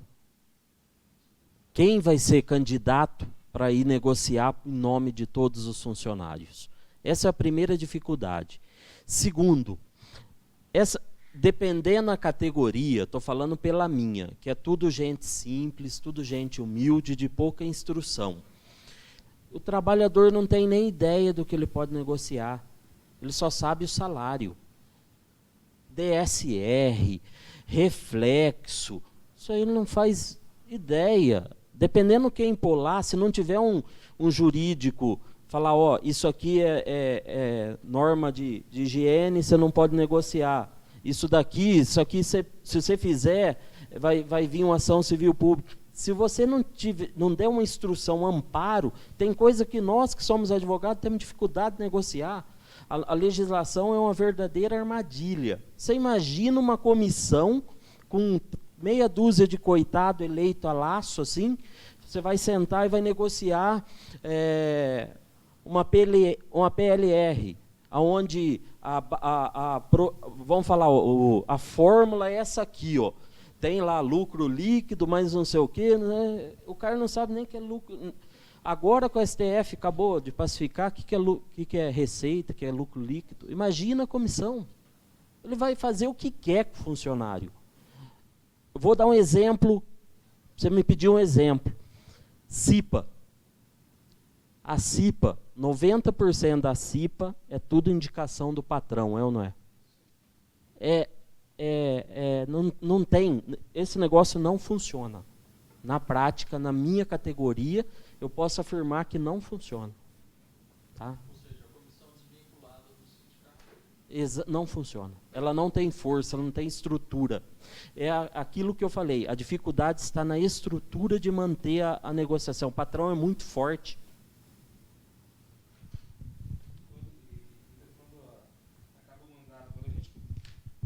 E quando o sindicato consegue colocar alguém, indicar alguém para essa CIPA, acaba o mandato, ele é demitido também. Boa noite, meu nome é Guilherme. A minha pergunta é para o Leandro. A minha pergunta é voltada para o Leandro, porque, assim, o fenômeno da terceirização já é conhecido e até a pesquisa já mostrou que ele é bastante prejudicial para os trabalhadores. Mas eu queria saber de você se você, enquanto representante do sindicato, consegue visualizar o quão pode ser prejudicial para os trabalhadores esses novos fenômenos da uberização. Porque, por exemplo, nos bancários eu tenho conhecimento da questão da internet bank e dos gerentes virtuais e desses centros administrativos que estão eliminando as agências.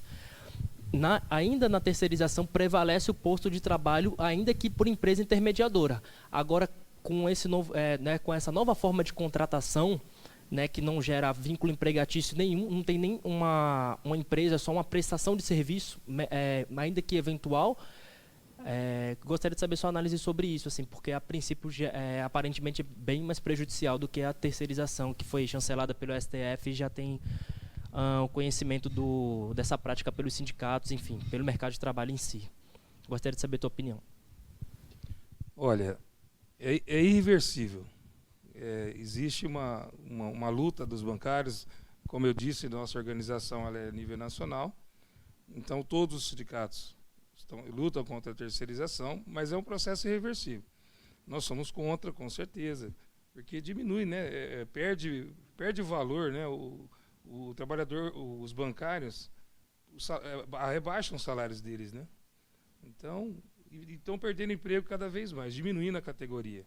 Hoje em Ribeirão tem 5.500 bancários. Mas esse acordo coletivo nosso, foi fechado agora no mês passado, ele tem validade por 2 anos. Ele foi fechado, como eu disse antes, fora dessa reforma trabalhista. Ou seja, então, enquanto o sindicato conseguir negociar, ser forte para poder defender e conseguir manter, ainda dá para você segurar um pouco, com muita luta, né? Mas é um processo irreversível, né? E não é só bancário, viu? Todas as categorias estão sofrendo isso. Só uma pergunta, Guilherme Lima Juvino de Paula, é você? O Guilherme, desculpa, ele chegou atrasado, não se anunciou, mas então você, por favor, tome o seu assento. O Guilherme, ele é do escritório do Crivelli, que nos apoiou, né? E o Crivelli iria estar aqui hoje com a gente, mas se desculpou porque teve um problema em São Paulo, e o Guilherme veio representando, né? Só que ele chegou, não se anunciou, mas representa aqui. Mas ele é um excelente profissional, um escritório que trabalha bastante com as questões aí e nos apoia bastante nos eventos aqui na faculdade. Aqui eu agradeço e levo meu abraço ao Dr. Erickson. Tá? Muito obrigado. Mais alguém? Oi, meu nome é Igor, sou advogado. Eu tenho uma pergunta para o Dr. Leandro. Dr. Leandro, com a recente alteração que teve na Convenção dos Bancários a respeito da compensação das horas que os funcionários bancários podem ajuizar com as gratificações, isso pode ser visto com bons olhos. Isso é uma permissão que a alteração da Lei 13.467 permitiu, né, com que os bancários pudessem discutir essa questão. Ela pode ser vista com bons olhos? A questão da alteração da Convenção dos Bancários que teve a respeito da compensação da gratificação com um pedido de verbas de natureza de horas extras na justiça desses bancários. Olha, tem várias ações dos bancários que foram impetradas, né? Mas eu não quero aprofundar aqui, porque é uma questão de um sindicato particular, né? Eu acho que se você tiver interesse até para aprofundar, não sou a pessoa adequada para poder estar te respondendo isso. Eu sei que tem várias ações que foram impetradas, estão sob júdice. Teve alguns estados que já ganharam essa ação, Banco do Brasil, por exemplo. Mas como eu não é o departamento que eu trabalho, eu faço assessoria mais política, né? E eu gostaria de não responder e posso até, após o debate, estar apresentando para você quem poderia estar te respondendo essa pergunta. Gostaria, o teu colega como chama? Pedro, por favor, tirar uma foto nossa aqui. Mandar para o Crivella depois. Mais alguém? Desculpa, não ouvi. Não dá para discutir sobre júdice. Tirar uma foto nossa aqui para mandar para o Crivella depois, para provar que ele esteve aqui representando o Crivella. Doutora Andréia, alguma pergunta?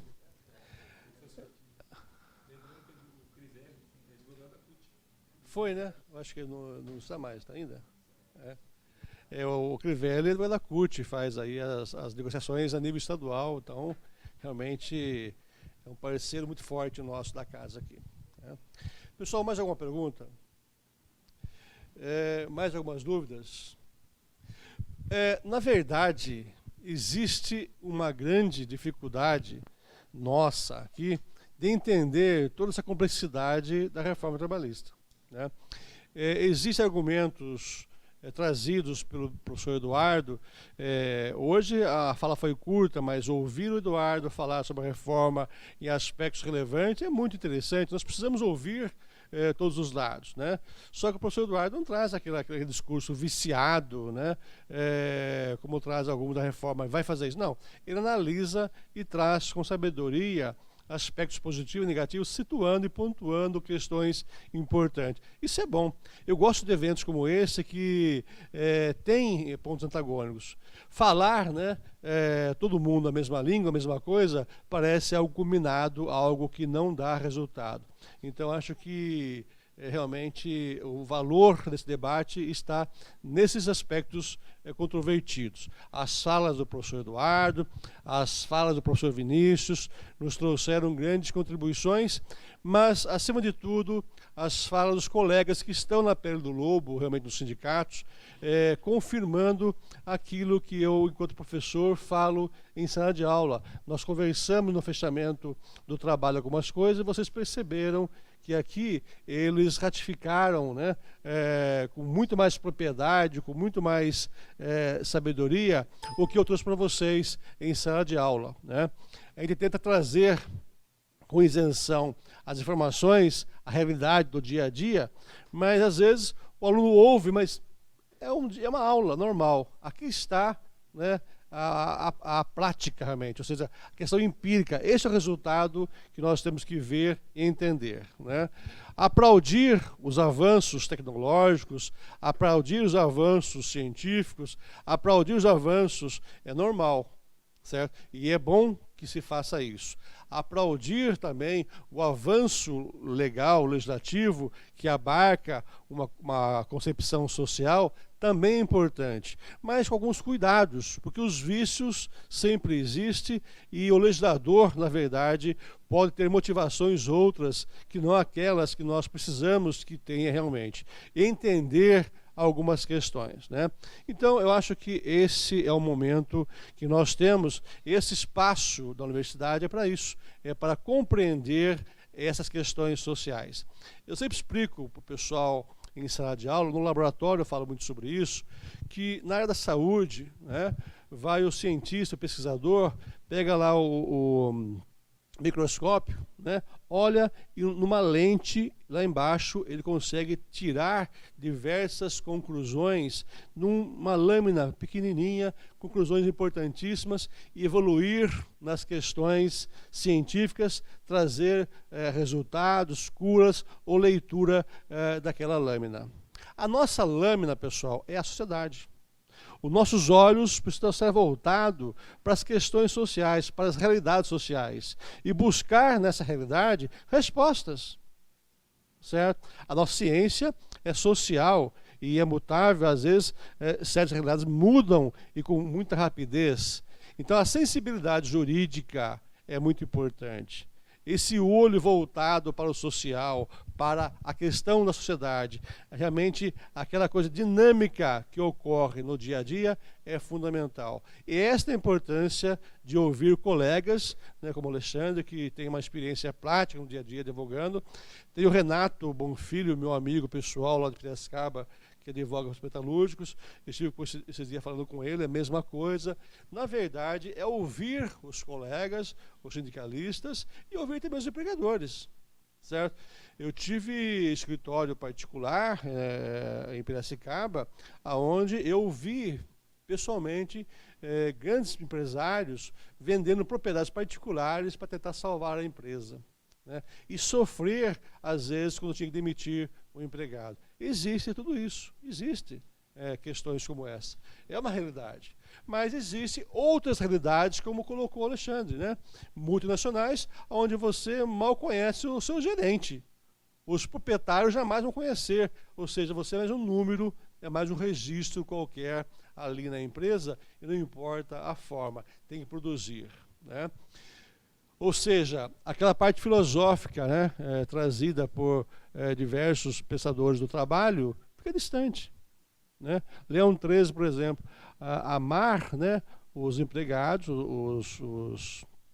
os empregados, né, não pela força ou extensão dos seus braços, quer dizer, não pelo que ele produz, mas pelo que ele é efetivamente. Como é que um grande conglomerado vai amar essa pessoa que é apenas um número? Certo? Esta é a importância do sindicato. Somar esses números para agrupar e mostrar, aqui tem gente. Aqui tem gente. Eu fiz uma experiência uma vez lá no auditório, interessantíssima. Estava cheio o auditório, eu falei para o último lá, falei, o último aí, você, por favor, qual o seu nome? Ele levantou, ele encheu o peito para falar, falei, não, fala baixinho, de uma forma que apenas o teu colega do lado ou da frente ouça. Daí ele falou, ninguém ouviu, auditório 500 pessoas. Falei, vocês ouviram? Então agora, quem ouviu, os 3 que ouviram aí, repete, mas o mesmo tom de voz, de novo, certo? O nome dele. Repetiram. Então agora, quem ouviu, repete. E fomos fazer esse exercício. Tá? Em pouco tempo, todo o auditório junto respondeu o nome do aluno. Certo? Ou seja, você, no fundo, sozinho é uma voz. Mas se você falar no mesmo tom, sem estresse, mas falando, ecoando o seu som, ganha força. É esse o objetivo. É essa acessibilidade que nós precisamos buscar. Né? Força para que a pessoa seja ouvida, mesmo no fundo da sala, mesmo no fundo do chão de fábrica. Ser ouvida. Certo? E para fazer esse exercício, tem que ter um ator que faça esse exercício. E é o sindicato. Você entendeu? É por isso que no início eu coloquei, não vamos discutir aqui, nesse momento, a contribuição sindical. Nem fez parte da pesquisa, porque eu não quero misturar, realmente, cultura social, cultura sindical com questões financeiras. É lógico, é um assunto que acaba caindo, porque é a questão econômica, a vida, precisa sobreviver, né? Mas o sindicato, quanto parceiro do Estado, que ajuda o Estado, é parceiro da empresa e é parceiro do próprio empregado. Certo? E não é sócio da empresa, porque o grande sócio da empresa é o governo, que leva um volume alto de tributação. Esse é o sócio da empresa. O sindicato não é sócio, certo? O sindicato é parceiro. Tá? Agora, Jair, como resolver isso? Essa é a minha preocupação. Me incomoda, esse é o meu incômodo. Como que eu quero conversar? É dialogando com pessoas que estão realmente no dia a dia, buscando, certo, uma forma de responder a isso para que haja um tom social uníssono, calmo, mas que seja ouvido. Que precisa ser ouvido. Porque se realmente o sindicato sucumbir, certo, nós não teremos nada em termos de proteção ao trabalho e hoje, bem ou mal, com o sindicato, nós sabemos como que está. Né? Então precisamos do sindicato. Né?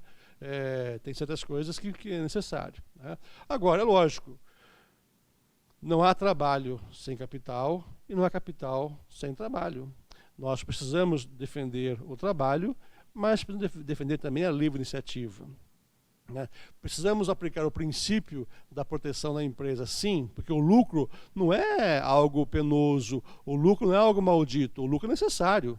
Uma empresa que tem lucro, ela traz a riqueza para o município, logicamente que isso reverte em riquezas outras e cresce, todos crescem. Então o lucro é importante, é bom. Mas a aplicação desse lucro, certo? Ou a forma de obter esse lucro que ela traz é que precisa ser pensado, analisado e melhor refletido. Né? Então são essas questões que nós colocamos para pensamento. Tá? E antes de encerrar, não tem, alguém quer mais fazer uso da palavra para encerrar? Ah, sim. Então, antes de encerrar, eu gostaria de pedir a vocês, né, aos membros da mesa, que antes de sair, converse com o Luciano, o diretor desse evento, para que eles peguem o nome de vocês direitinho, para providenciar, inclusive para o Alexandre, que entrou agora aqui, uma comprovação que fez parte da mesa, e né, levar para o presidente do sindicato, que vocês estiveram aqui, levar lá para o Erickson, né, que você esteve aqui. Então, um comprovante, quem assina isso é o nosso Luciano, nosso diretor de eventos, né? E deixar também o contato com o Luciano e com a doutora Andréia. A doutora Andréia é a líder do grupo de pesquisa aqui da faculdade, né? Então, e representa a pós-graduação. E o Luciano está falando em nome dos colegas, né, que estão aqui presentes pela graduação. Nós precisamos sair daqui com o compromisso de sentar de novo e aprofundar esse debate. Eu acho que simplesmente deixar um debate como esse morrer assim, eu acho que é um prejuízo maior, enorme. E o compromisso de que o Leandro vai trazer mais sindicatos aqui. Hoje, com 2, foi legal. Imagine com uns 10, 15 sindicatos aqui. Um debate muito bom. Eu acho que esse compromisso de fazer, eu faço. De trazer, fica com o Alexandre, com o Leandro. Né? Desculpa, eu estou trocando tudo aqui, é horário e a idade. Mas programar. Talvez esse ano, não sei, acho que é muito em cima, né? Vamos pensar, né? Mas no próximo semestre, ou talvez esse ano mesmo, se vocês quiserem e tiverem fôlego, né? Nós podemos até, como encerramento do ano, mais um evento como esse. Eu estou à disposição para trabalhar comigo mesmo. Tá bom? Perfeito. Pessoal, quer mais uma fala? Não?